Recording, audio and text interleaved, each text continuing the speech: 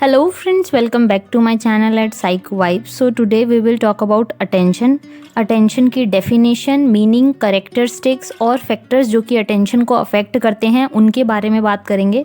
So ये video का first part है. नेक्स्ट पार्ट में हम बात करेंगे कि attention के टाइप्स क्या होते हैं.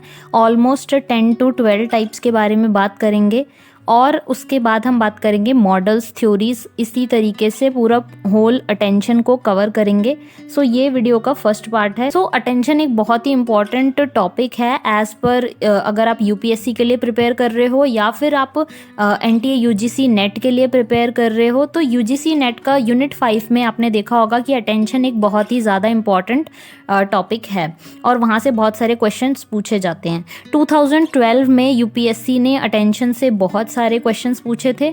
सो ये एक उस लिहाज से भी बहुत ज़्यादा इंपॉर्टेंट टॉपिक हो जाता है.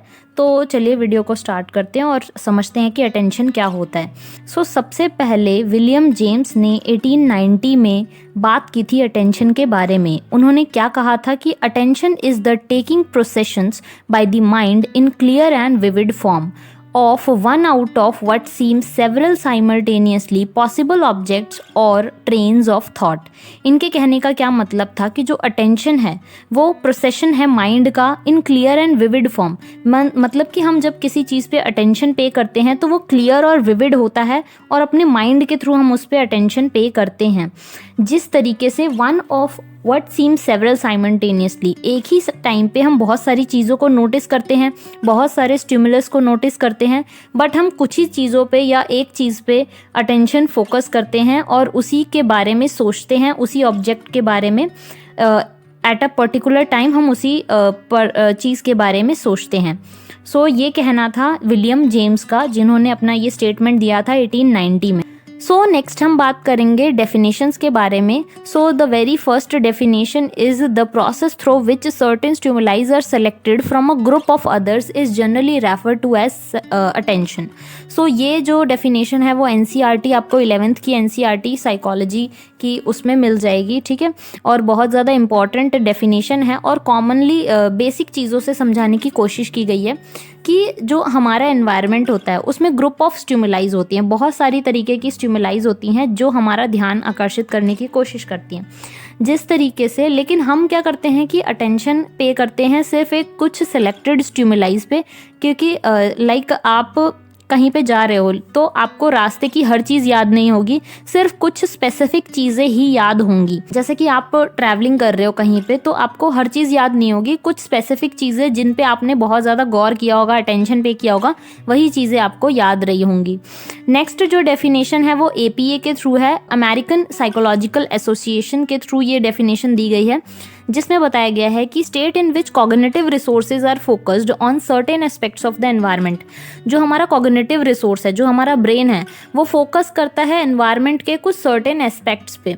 मीन्स एनवायरनमेंट में बहुत सारे जो आपके स्टिमुलस हैं, ऑब्जेक्ट्स हैं, लेकिन हम कुछ पर्टिकुलर चीज़ों पर ही क्यों फोकस करते हैं यहाँ पर ये बताया गया है. उसी को हम अटेंशन का नाम दे रहे हैं रादर देन ऑन अदर्स. बाकी सब चीज़ों को छोड़ के हम कुछ सेलेक्टेड चीज़ों पे ही फोकस करते हैं.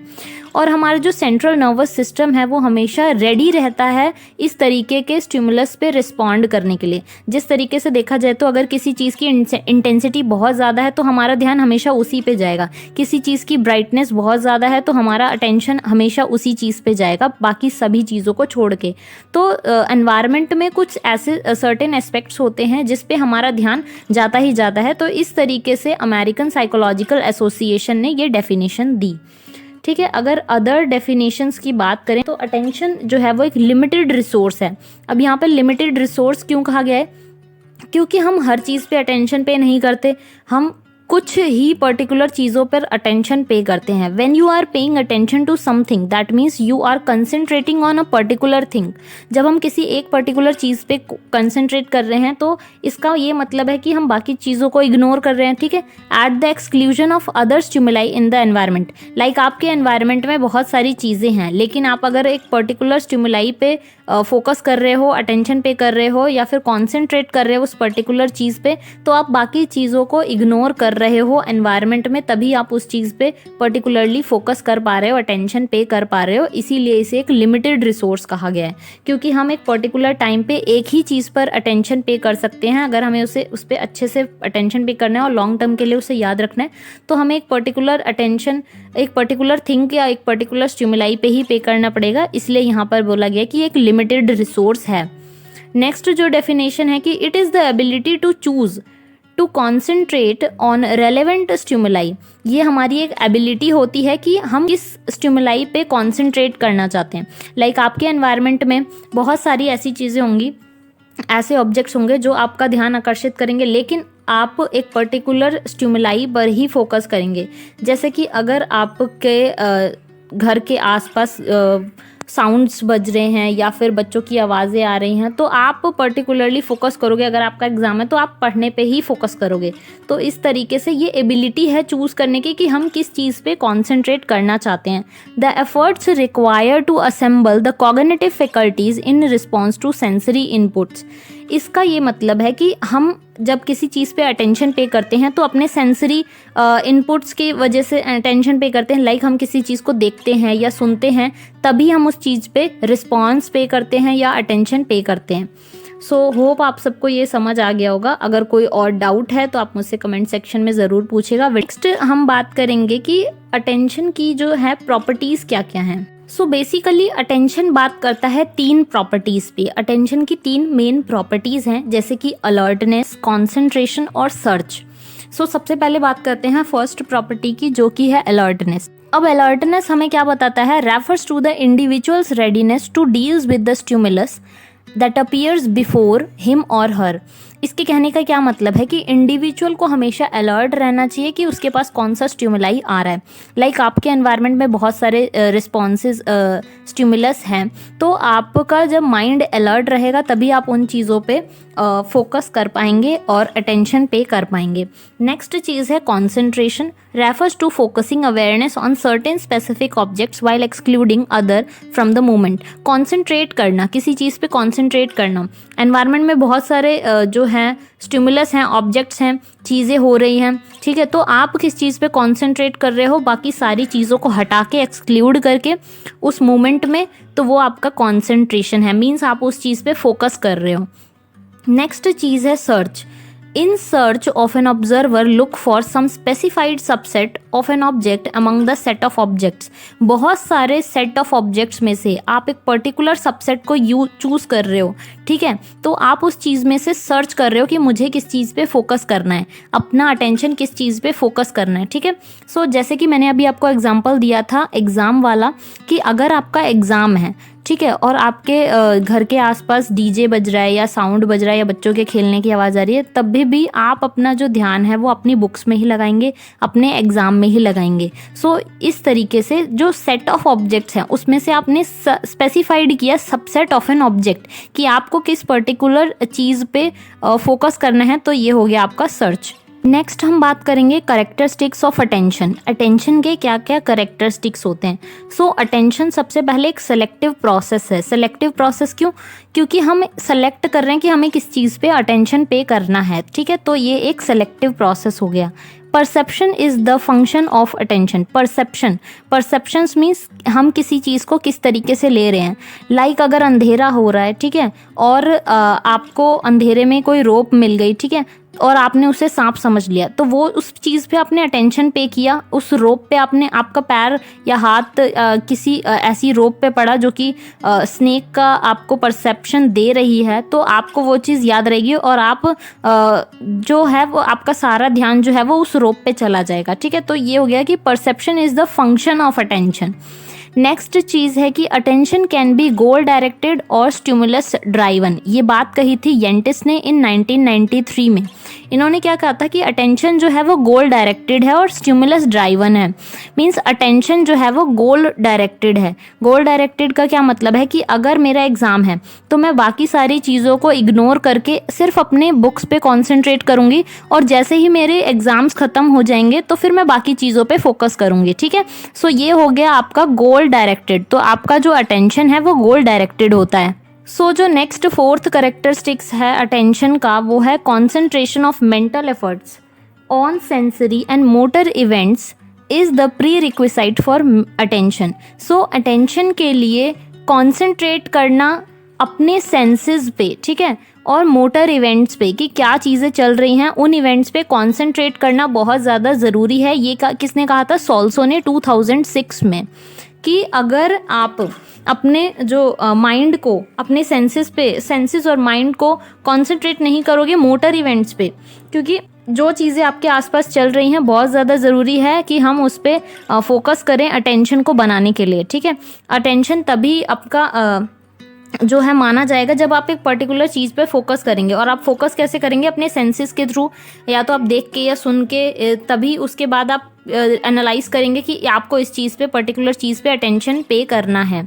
नेक्स्ट है आपका attention is a dynamic and mobile mental process. अब यहाँ पे ये क्यों कहा गया है कि डायनेमिक और मोबाइल मेंटल प्रोसेस? अटेंशन जो है वो डायनेमिक और मोबाइल मेंटल प्रोसेस है। क्यों है मेंटल प्रोसेस, ये मोबाइल मेंटल प्रोसेस क्यों है? क्योंकि हम एक पर्टिकुलर चीज़ पे, जैसे कि पहली वाली स्लाइड में कहा गया था कि अटेंशन जो है वो गोल डायरेक्टेड है, ठीक है। तो गोल जब आपका पूरा हो जाएगा तो आप किसी और चीज़ पे फोकस करोगे, ठीक है। तो आप एक पर्टिकुलर चीज़ पे लंबे टाइम तक फोकस नहीं कर सकते, अटेंशन पे नहीं कर सकते। आपका जो अटेंशन है वो मोबाइल है, ठीक है। आप जैसे कि आपने अभी किसी और चीज़ पे अटेंशन पे किया, थोड़ी देर बाद कुछ और चीज़ आपको अलग चीज़ दिखी तो आपने उस पर अटेंशन पे किया। इस तरीके से अटेंशन जो है वो एक डायनेमिक, बहुत ज़्यादा पर्सपेक्टिव में देखने वाला और मोबाइल मेंटल प्रोसेस है जो कि बदलता रहता है, ठीक है। नेक्स्ट जो 6th आपका कैरेक्टरिस्टिक्स है वो है it works on all and none principle, that is either वो अटेंड और remains inattentive to stimuli. ये एक ऐसा प्रोसेस है जिसमें या तो हम किसी चीज़ पे फोकस करते हैं या फिर हम फोकस नहीं करते। जैसे कि या तो आप किसी चीज़ को, किसी स्टिमुलस को टोटली इग्नोर कर दोगे या फिर आप उसको उस पर अटेंशन पे करोगे। जैसे कि कई बार ऐसा होता है कि हम कोई सी चीज़ सोच रहे होते हैं, हमारा अटेंशन कहीं और पे है, ठीक है। हम कोई चीज़ सोच रहे हैं लेकिन हमारी आंखें भी खुली हैं, कान भी खुला है, हमारे फ्रेंड्स हमसे बात कर रहे हैं लेकिन हमारा ध्यान कहीं और है। तो इस तरीके से या तो हम उनकी बातों को पूरी तरीके से इग्नोर कर देंगे या फिर हम उस टाइम पे उन्हीं की बातों को सुन सकते हैं, एक ही जगह पे अपना अटेंशन लगा सकते हैं। तो इसके कहने का यही मतलब है कि it works on all and none principle. या तो आप उन चीज़ों पे फोकस करोगे या फिर नहीं करोगे, इग्नोर कर दोगे। नेक्स्ट जो आपका 7th कैरेक्टरिस्टिक्स है वो है attention can shift its focus from one stimulus to other depending on the characteristics of the stimulus. कि जो आपका फोकस है एक स्टिमुलस से दूसरे स्टिमुलस पर शिफ्ट होता रहेगा। इस पर डिपेंड करेगा ये चीज़, स्टिमुलस पे, आपके स्टिमुलस पे डिपेंड करेगा कि आपका फोकस, आपका जो अटेंशन है वो कहाँ जा रहा है। तो अटेंशन का एक शिफ्टिंग नेचर होता है, वो हमेशा बदलता रहता है। डिपेंड करता है कि कैरेक्टरिस्टिक्स क्या है स्टिमुलस का, मीन्स आपके लिए कौन सी चीज़ ज़्यादा ज़रूरी है। जैसे कि अगर आपके एग्ज़ाम हैं तो आपका अटेंशन एक जगह एग्ज़ाम के ऊपर है, लेकिन अगर आपके एग्ज़ाम ख़त्म हो जाते हैं तो आपका अटेंशन वहाँ से हट जाएगा और दूसरी चीज़ पे चला जाएगा। एक आप एग्जांपल ये ले सकते हो कि जैसे आप मार्केट गए हो तो आपको एक पर्टिकुलर चीज़ दिखी तो आपका अटेंशन उस पर हो गया। नेक्स्ट आपको उससे भी अच्छी चीज़ दिख गई मार्केट में तो आपका अटेंशन अब वहाँ पर शिफ्ट हो जाएगा। तो जब दो चीज़ों में अटेंशन शिफ्ट होने लगे, जब आपका अटेंशन एक स्टिमुलस से दूसरे स्टिमुलस पे शिफ्ट होने लगे depending on the characteristics of stimulus, तो ये आपका कैरेक्टरिस्टिक्स है एक अटेंशन का, कि अटेंशन जो है वो शिफ्ट होगा। अटेंशन जो है आपका शिफ्ट होता रहेगा स्टिमुलस टू स्टिमुलस। आपको एक पर्टिकुलर टास्क दिया गया है और अगर आप वो टास्क को पूरा कर लेते हो तो आपको नेक्स्ट चीज़ पे आपका ध्यान जाएगा कि हाँ अब मुझे ये चीज़ करनी है, ठीक है। तो इस तरीके से ये आपका हो गया 7th कैरेक्टरिस्टिक्स। नेक्स्ट हम बात करेंगे 8th अटेंशन का 8th कैरेक्टर, जो कि है attention also depend on the mental state and other psychological variables of an individual. Attention जो है वो इस चीज़ पर भी डिपेंड करता है कि इंडिविजुअल की साइकोलॉजिकल कंडीशन क्या है। जैसे कि अगर आप किसी और चीज़ को सोच रहे हो, आपका या मूड ऑफ है, तो आप जो है अटेंशन पे नहीं करोगे, आप कहीं और ख्यालों में खोए रहोगे, ठीक है। तो अटेंशन जो है हमारे ऊपर भी डिपेंड करता है कि हमारी मेंटल स्टेट कैसी है उस पर्टिकुलर टाइम पे। नेक्स्ट आपका पॉइंट है 9th पॉइंट, जो कि है attention process is closely related to the phenomena of awareness. Attention जो है वो फिनोमिना रिलेटेड बताया गया है अवेयरनेस के फिनोमिना से। जब आप किसी चीज़ को लेके अवेयर होगे कि आप कहाँ पे हो, किस स्टेट में हो, तभी आप अटेंशन को कंसीडर कर पाओगे। सो इस तरीके से अटेंशन जो है, अटेंशन का जो प्रोसेस है वो फिनोमिना, वो रिलेटेड है अवेयरनेस के फिनोमिना से। जब आप किसी चीज़ के में अवेयर होगे, आप उस चीज़ के बारे में जान रहे होगे, तभी आप उस चीज़ में अटेंटिव होगे, ठीक है। तो ये आपका हो गया 9th कैरेक्टरिस्टिक्स। नेक्स्ट है आपका 10th characteristics, attention is attractive as well as repulsive based on the stimulus. अब अटेंशन जो है वो अट्रैक्टिव भी हो सकता है और रिपल्सिव भी हो सकता है। क्यों हो सकता है? क्योंकि कोई ऐसा स्टिमुलस है जिस पे आप अपना अटेंशन पे नहीं कर रहे हो, तो आप उसको इग्नोर कर दोगे, तो वो हो गया आपका रिपल्सिव। अगर आप कोई ऐसा स्टिमुलस है जिस पे आप अटेंशन पे करना चाहते हो, तो वो हो गया आपका अट्रैक्टिव। मीन्स आपने उस चीज़ पे अटेंशन पे किया, और रिपल्सिव में आपने उस चीज़ को टोटली इग्नोर कर दिया। 11th पॉइंट है, interest is the one of major decisive factor of attention. आप अपना जो अटेंशन है वो अपने इंटरेस्ट के अकॉर्डिंग फोकस करते हो। अपने जो ध्यान है वो इंटरेस्ट के अकॉर्डिंग, अगर आप उस चीज़ में इंटरेस्टेड नहीं हो तो आप उसे टोटली इग्नोर कर दोगे, ठीक है। तो ये हो गया आपका 11th पॉइंट। नेक्स्ट चीज़ है कि its span is limited to the fulfilment of the goal. जैसे ही आपका गोल पूरा हो जाएगा उस पर्टिकुलर स्टिमुलाई से, आपका अटेंशन जो है वो शिफ्ट हो जाएगा और आपका अटेंशन दूसरी चीज़ों में लग जाएगा। तो इसीलिए कहा गया है कि जो अटेंशन है वो लिमिटेड टाइम के लिए, आप एक पर्टिकुलर टाइम पे एक पर्टिकुलर स्टिमुलाई पे बहुत ज़्यादा देर तक फोकस नहीं कर सकते, अटेंशन पे नहीं कर सकते। So it has a shifting nature that needs motor adjustment. अब यहाँ पर मोटर एडजस्टमेंट की बात की गई है। मोटर एडजस्टमेंट क्या मतलब है कि जो अटेंशन है उसका शिफ्टिंग नेचर होता है। जैसे कि आपके मोटर एडजस्टमेंट्स का क्या मतलब है कि आप किसी चीज़ पे पर्टिकुलरली फोकस कर रहे हो बाय योर आइज और ऑडिटरी, ठीक है। आप या तो किसी चीज़ को सुन के या देख के आप उस पर अटेंशन पे कर रहे हो। तो मोटर एडजस्टमेंट का क्या मतलब है कि आप या तो अपना ध्यान या अपनी आंखें या फिर अपना कान किसी और चीज़ पे लगा लो कि आपका अटेंशन शिफ्ट हो जाए, ठीक है। आपने कोई और चीज़ देखी तो आपका अटेंशन वहाँ शिफ्ट हो गया, आपने कोई और चीज़ सुनी तो आपका अटेंशन वहाँ शिफ्ट हो गया। तो इसीलिए कहा गया कि जो अटेंशन है वो शिफ्टिंग नेचर का होता है और वो शिफ्ट होता रहता है, और इसके लिए क्या ज़रूरी है कि हमारे मोटर एडजस्टमेंट ज़रूरी है। नेक्स्ट पॉइंट है कि attention is purposive and guided by psychological needs. जो अटेंशन है वो पर्पसिव होता है। जैसे कि अगर हम किसी चीज़ पे अटेंशन पे कर रहे हैं तो वो किसी रीज़न से पे कर रहे हैं। जैसे कि हम उस चीज़ में इंटरेस्टेड हैं, इसीलिए हम उस चीज़ पे इंटरेस्ट पे कर रहे हैं और अपना अटेंशन उस चीज़ को दे रहे हैं। नेक्स्ट चीज़ है, attention has 3 major components. Attention के 3 मेजर कॉम्पोनेंट्स हैं, जो कि है कॉग्निटिव, कॉग्निटिव और अफेक्टिव, ठीक है। तो कॉग्निटिव का क्या मतलब है? जो कि हमारे ब्रेन से रिलेटेड हैं। हम अपने ब्रेन के थ्रू जो है अपना अटेंशन फोकस कर रहे हैं, ठीक है। कॉग्निटिव का क्या मतलब है? कॉग्निटिव का मतलब है इंटेंशन। अगर हम किसी चीज़ पे अपना जो फोकस है वो पे कर रहे हैं या अटेंशन या कॉन्सेंट्रेट कर रहे हैं, तो हम उस पर इंटेंशन से फोकस पे कर रहे हैं, ठीक है। हम अपनी इच्छा से उस पर अटेंशन पे कर रहे हैं, ठीक है। तो ये हो गया हमारा अटेंशन, जो कि इसके 3 मेजर कंपोनेंट्स हैं, कॉग्निटिव, कॉग्निटिव एंड अफेक्टिव। यहाँ पर जो अफेक्टिव का मतलब है कि आपका जो वो अटेंशन है वो इमोशन से डील करेगा, ठीक है। अगर कोई इमोशन या आपके एनवायरनमेंट में कोई क्राई कर रहा है या रो रहा है, तो आपका सबसे पहले अटेंशन वहाँ पे जाएगा, ठीक है। तो जो आपके इमोशन से रिलेटेड होगा वो होगा आपका अफेक्टिव, ठीक है। नेक्स्ट हम बात करेंगे फैक्टर्स अफेक्टिंग अटेंशन। अटेंशन को क्या क्या फैक्टर्स अफेक्ट करते हैं? तो एक्सटर्नल फैक्टर्स भी होते हैं और इंटरनल फैक्टर्स भी होते हैं जो अटेंशन को अफेक्ट करते हैं। एक्सटर्नल फैक्टर्स में क्या क्या आएगा? जो हमसे रिलेटेड नहीं होगा, ठीक है। जैसे कि जो बाहरी चीज़ों से रिलेटेड होगा, जैसे कि साइज, मूवमेंट, ब्राइटनेस, इंटेंसिटी और न्यूनेस। जो ऑब्जेक्ट से रिलेटेड होगा और स्टिमुलाई से रिलेटेड होगा। जैसे कि अगर स्टिमुलाई साइज में बड़ा है तो अटेंशन सबसे पहले उस पर जाएगा।